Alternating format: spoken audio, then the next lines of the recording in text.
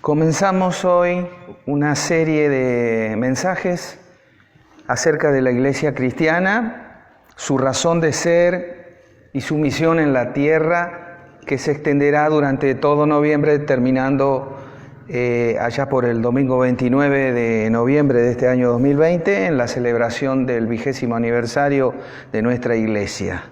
Hoy compartimos un mensaje que lleva por título Una iglesia que adora. Nos vamos a apoyar en el texto de Colosenses, capítulo 3, versículos 16 y 17, que dicen así: La palabra de Cristo more en abundancia en vosotros, enseñándoos y exhortándoos unos a otros en toda sabiduría, cantando con gracia en vuestros corazones al Señor, con salmos e himnos y cánticos espirituales.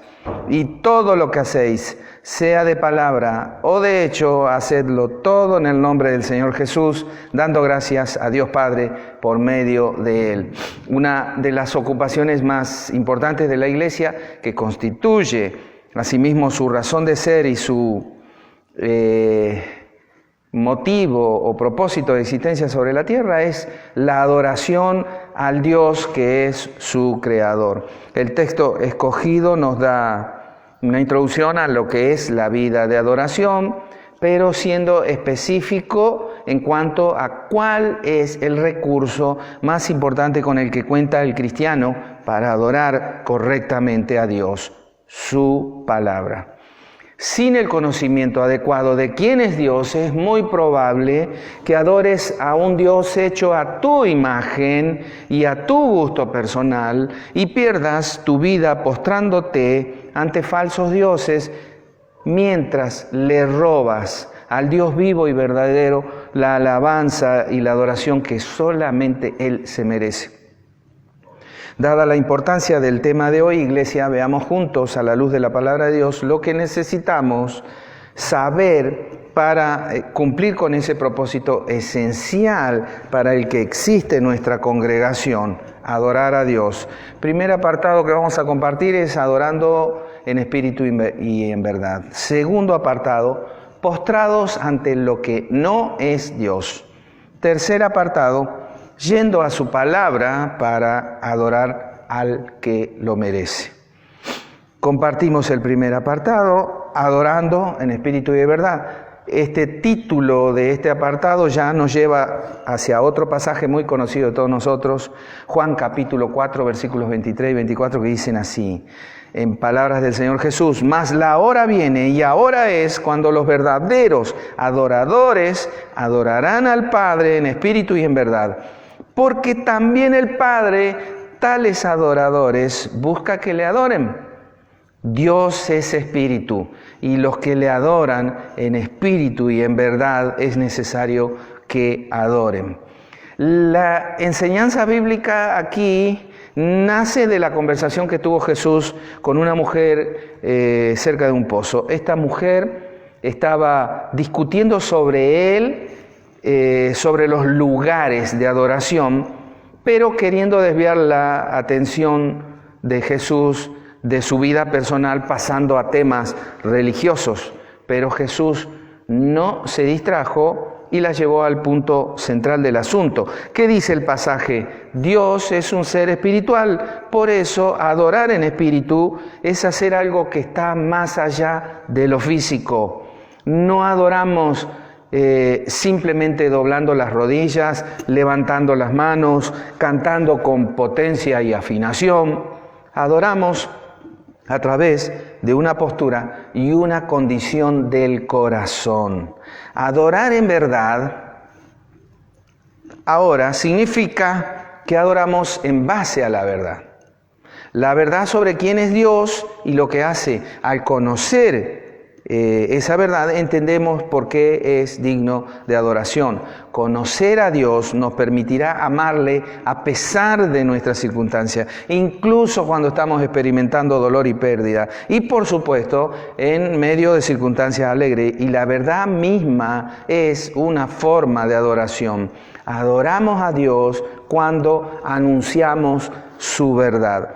Dice Jesús que la adoración al Señor en espíritu y en verdad no debe limitarse a una ubicación geográfica ni a lugares especiales como un templo. Aunque este lugar, este templo nos reúna como iglesia, hoy todos los hijos de Dios tenemos igual y pleno acceso a Dios a través de Jesús. Y la adoración se convierte en un asunto del corazón, no de acciones exteriores o externas, y dirigida por la verdad, no por una ceremonia. Entonces, adorar a Dios en espíritu y en verdad es hacerlo con un corazón inclinado hacia Dios y en sumisión a Él. Es cuando nuestras actitudes, acciones y palabras declaran que Él es digno de nuestra alabanza. Allí ya tenemos en lo que hemos enunciado prácticamente todos los elementos que forman y constituyen el acto de adoración. Reverencia y honra, que incluye rendición y amor, obediencia a su voz, servicio, oración y ofrenda, alabanza y acción de gracias. Chequee estos elementos. Si falta algún ingrediente de estos en su vida, entonces usted no está adorando al Señor en espíritu y en verdad, como Él lo espera, como a Él lo agrada, como Él lo ha ordenado. Una reflexión más. Al desconocer su palabra y lo que su palabra nos revela en cuanto a quién es Dios y que existimos para adorarle, al desconocer su palabra, por directa consecuencia, caemos en la adoración equivocada o indigna o directamente a una adoración de lo que no es Dios. Y es lo que vamos a ver en este segundo apartado de este mensaje. Segundo apartado, postrados ante lo que no es Dios. Cuando no adoramos a Dios en espíritu y en verdad, por desconocimiento de su palabra o por negligencia, por descuido, por seguir siendo inmaduros o aún prevaricadores que sabemos lo que tenemos que hacer y no lo hacemos, casi siempre terminamos postrados ante lo que no es Dios. Por ejemplo, ejemplos de adoración no a lo que es Dios, sino a cualquier otra cosa. Adorándonos a nosotros mismos.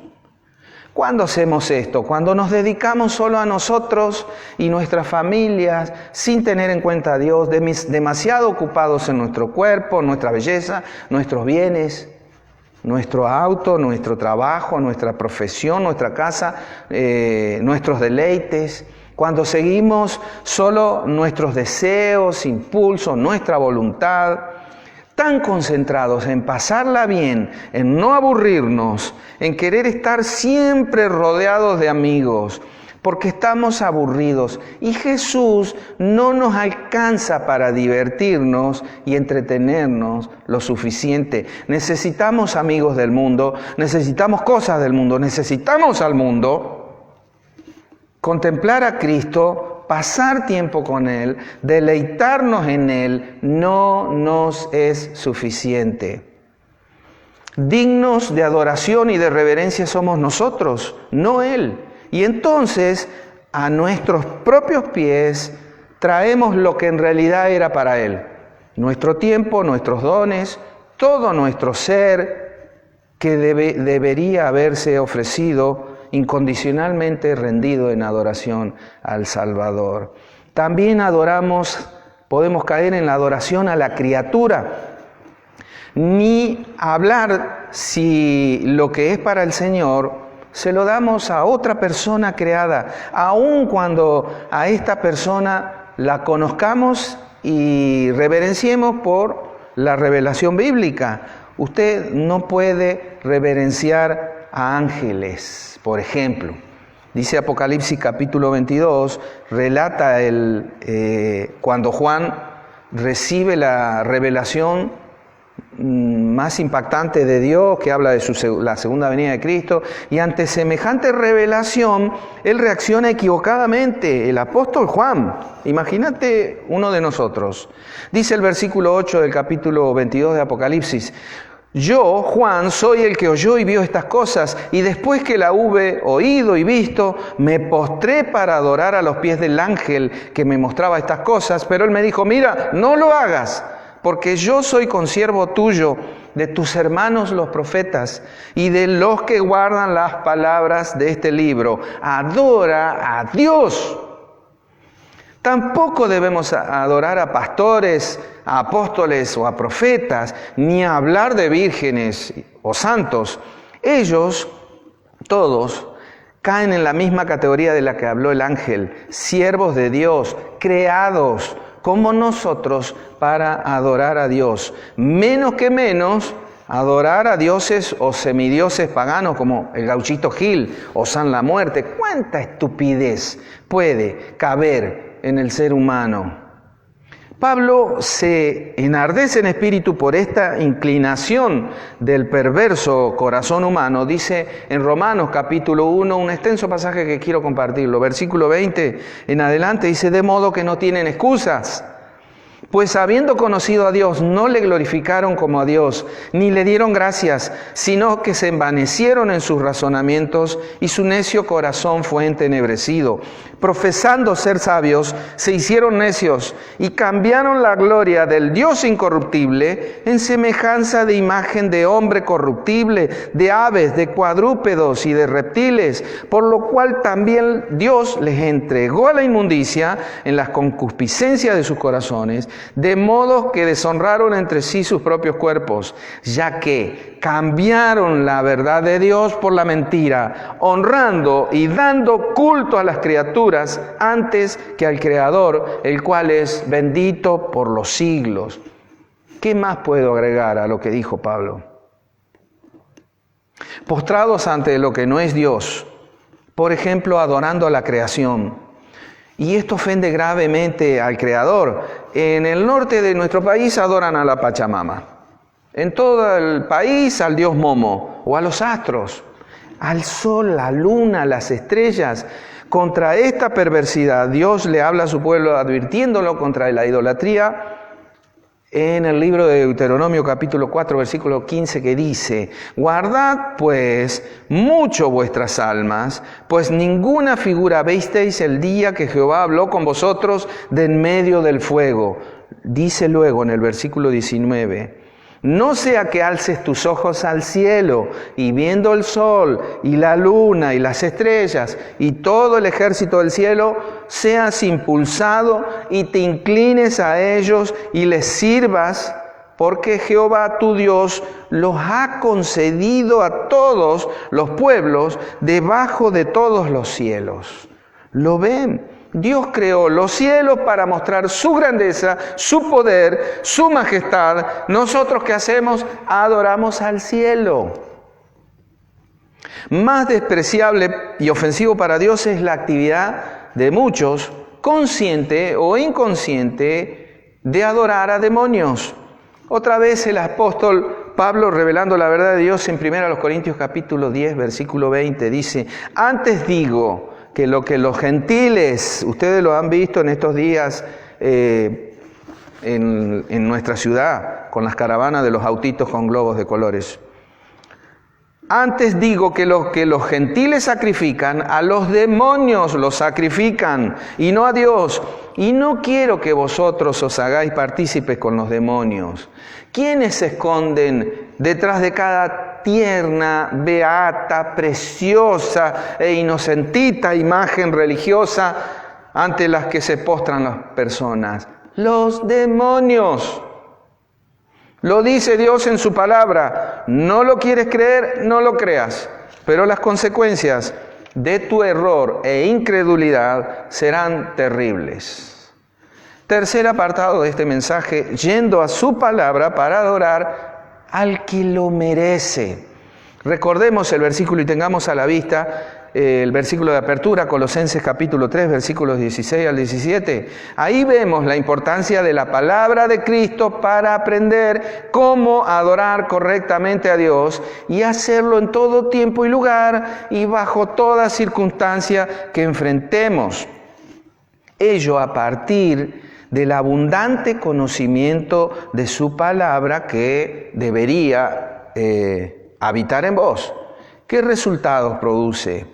¿Cómo vive la adoración un creyente? ¿Cómo debería ser tu vida permanentemente, estés o no en la iglesia?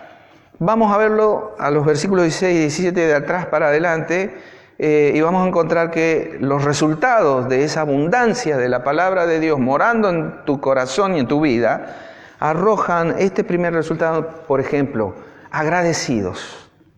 Dice el texto del versículo 17, dando gracias a Dios en el nombre del Señor Jesús.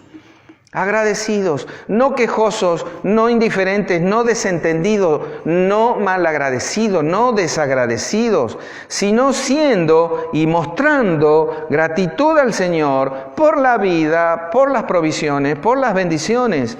Al decir en su nombre, el texto no quiere decir como repetir alguna fórmula mágica, sino expresar nuestra dependencia y reconocimiento de su autoridad. Como somos representantes de Él, todo lo que hacemos debe ser para Él. Él es el único que merece todo el crédito por lo que realizamos, ya sea de palabra o de hecho. También dependientes, y de eso estamos hablando. Un resultado agradecidos, otro resultado dependientes, llevando todos nuestros actos delante de Él para confirmar que le agradan. Desde los más insignificantes hasta los más significativos para nosotros. Dice el texto, todo lo que hacéis, sea de palabra o de hecho, hacedlo todo en el nombre del Señor Jesús. Cuando usted hace lo que quiere, sin preguntarle al Señor antes,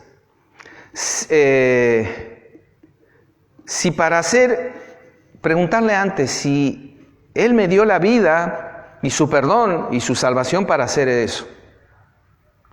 Si no lo hago, si no le consulto antes, entonces estoy haciendo mi voluntad y eso es pecado. Te parezca a vos que lo es o no, no importa. Suponga que usted va a publicar algo en su Facebook. Es su Facebook, ¿verdad? Usted publica en su Facebook lo que quiera, lo que se le canta. Antes de hacerlo, y eso entra en la categoría que al decir de Pablo en el versículo, todo lo que hacéis, sea de palabra o de hecho, tómese un minutito antes para dilucidar, antes de publicarlo, ¿esto honra a Dios? ¿Se sujeta a su palabra? Si no es así, no lo publique. No le sirve ni a usted ni al testimonio de Cristo que usted debe poner bien en alto a través de todo lo que haga, de todo lo que diga y de todo lo que publique. Otro resultado es que un cristiano que adora es que resulta que es cantante. Agradecidos, dependientes, cantantes. Mientras escribía este sermón oía la canción, te la recomiendo, La Pasión de Gilson. Me encanta esa letra. El solo oír una melodía que habla del Señor me enciende el corazón. Funciona así, hermanos, como en el caso de los discípulos que volvían de Emaús, a Emaús, mientras el Señor resucitaba ese domingo. Oír a Cristo nos hace arder nuestro ser, porque somos de Él. Tenemos el Espíritu de Él. Y cuando oímos del que nos amó, nuestro espíritu quiere salirse de nosotros. Y cantamos, y levantamos manos, y hasta bailamos de alegría. Dice la canción, el Rey que salva está coronado de gloria en nuestros corazones. Él ha vencido a la muerte y vive para siempre. El poderoso nos levantará, nos llevará con Él y hasta que eso ocurra, está aquí, en nuestro pecho, habitando en nosotros. Dice el texto, cantando con gracia o agradecidos en vuestros corazones al Señor con salmos e himnos y cánticos espirituales. Canten, hermanos. Es mejor que quejarse, lamentarse, chismear, hablar del coronavirus y tantos otros males. Agradecidos, dependientes, cantantes, obedientes. Un resultado esperado en aquel que es un verdadero adorador es que va a ser sumiso a su palabra, permitiendo que, dice el texto, la palabra de Cristo more abundante o more en abundancia en vosotros. La verdadera espiritualidad, ¿viste? Cuando vos pensás de un hermano, es espiritual. Cuando pensás de vos mismo, estoy siendo espiritual. La verdadera espiritualidad es resultado de nuestra decisión de vivir para glorificar a Dios. Usted debe tomar esa decisión. Dios no hará en usted lo que usted mismo no quiere que ocurra en usted. Hay un riesgo cierto de adorar equivocadamente al no conocer su palabra. Dice Romanos capítulo 10, versículo 2, Pablo, porque yo les doy testimonio de que tienen celo de Dios, pero no conforme a ciencia.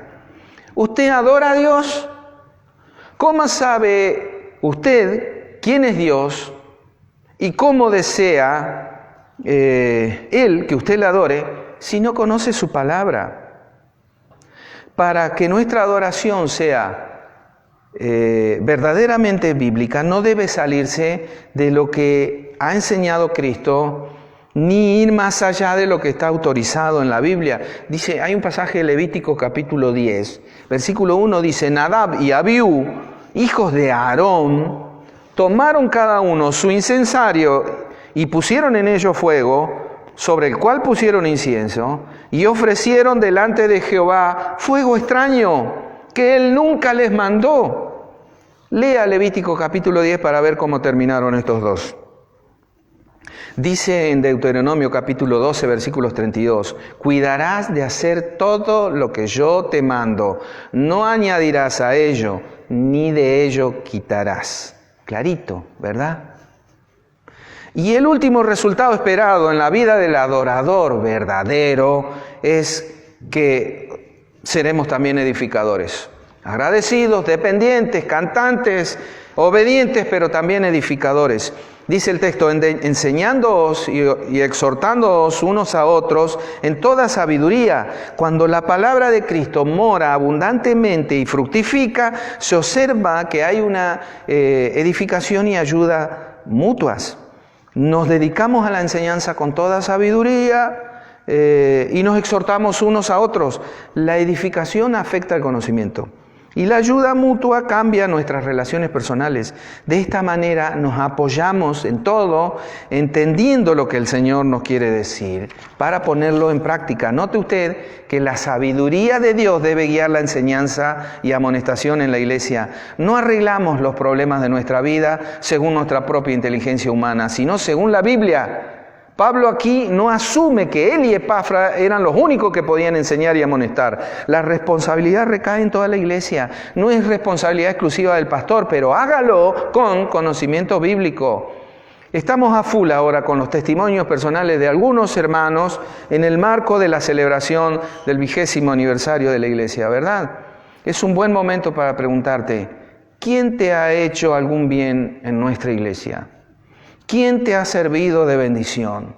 Dele gracias a Dios por esa persona ahora y después escríbale una nota de agradecimiento. Para concluir, esto es adorar, hermanos. Un estilo de vida, no un rito, no legalismo, es todo lo contrario, es esa comunión personal con Dios que nos mueve a relacionarnos con otros creyentes y con otras personas, porque sabemos que Cristo debe ser glorificado en todo.